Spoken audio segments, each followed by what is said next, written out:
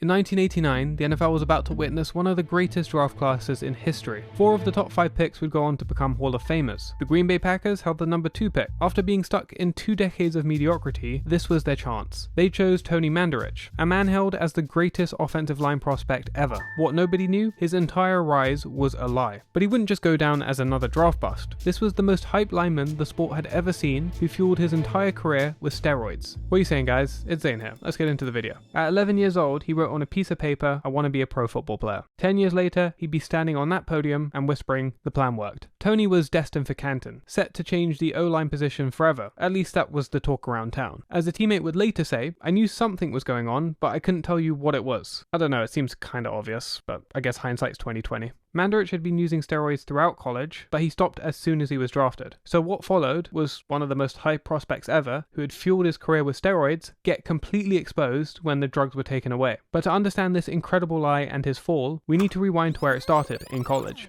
He was born and raised in Canada, but moved to Ohio his senior year of high school, and they thought his best chance at a Division I college scholarship would be playing high school in the US. That turned out to be true, because then assistant coach Nick Saban recruited him to Michigan State. He said Mandarich was probably the most dominant offensive lineman he ever saw. Despite that strong endorsement, this was 1984, Mandarich had only been in the US for a year, and he was relatively unknown. However, it only took a few years for this nobody to establish himself as one of the hottest draft prospects ever. At the same time he was getting national attention, rumors began to circulate. That's because in just a few years, he went from 255 pounds to a massive 315. Mandarich, of course, would deny the allegations of drug use. He frequently mentioned how he never failed a drug test, but it was easy to pass because at this point, the NCAA tested only at bowl games, and Mandarich was even able to beat those. One time he got a rubber hose, connected it to a bag with a clean sample, and passed the test for the 1987 Rose Bowl. He ended up leaving college early, moving to Venice Beach with his trainer, Mr. America, Rory. You know what, I don't want to even try and pronounce that name. I always get flamed for my bad pronunciations, rightly so let me just put his name there. I'm sure those two got a great package deal on the good stuff. Despite successfully evading multiple tests at this point, entering the NFL, he knew it wouldn't be as easy, so he just quit. There were always some suspicions, but it ended up being drowned out by the immense hype. His own coach, who was previously an assistant for the Steelers when they won 4 Super Bowls, went as far to say, as a junior, he could have started on any of our Super Bowl teams. Now, in college, he did dominate. He was named first-team All-American, a 2-time Big Ten Lineman of the Year, and the only player to ever make the All-Madden NFL team while in college. It would reach a climax when he ran an official 4.65 40-yard time and completed 39 reps of 225 pounds on the bench press. That earned him the highest pre-draft grade of his class, with 8.5, which was also the highest score since Bo Jackson, who got a perfect 9.0 in 1986. The size and athleticism just left everybody drooling, but the hype was starting to go to his head. "I want to play here 10 years, and I want to be all pro for 10 years, and be remembered as the best." Obviously, everybody remembers Lombardi when they talk about Green Bay, and I want them to remember Mandarich too. The man hadn't played a single snap. Yeah, he's talking about one of the greatest coaches of all time. Recipe for disaster. It'd get worse when the Packers actually drafted him. He wasn't thrilled about going to Green Bay. This was the post-Lombardi, pre-Brett Favre era, so nobody wanted to play for the Packers. Mandarich would call Green Bay a village, decide to hold out, and demand the largest rookie contract in NFL history. He didn't get it, but his 4-year, $4.4 million contract made him the highest paid O-lineman ever. Despite the red flags, he was such a physical specimen, most people were willing to look past it. Yet there was also some evidence he was not as good as they were saying. Now, he was a great run blocker, delivering numerous pancake blocks, but he was a weak pass blocker. Michigan State didn't pass much, say 10 times a game, so the weakness was somewhat hidden. But take October 1st, 1988 for example. Michigan are facing Iowa, and Mandarich is blocking Jim Johnson. Johnson weighed 50 pounds less, and was starting in just his 4th game. Yet he finished the day with 7 tackles and 2 tackles for losses. There was also evidence of substance abuse. He had the hair loss, the pimples on the back, and a lot of aggression. But when a 320-pound man runs a 4.65, logic gets thrown out the window. Mandarich did come off steroids immediately after being drafted. That was because the NFL had a much stricter testing policy. After being drafted and holding out, Mandarich reported to camp down 15 to 20 pounds. Clearly the Packers had missed something,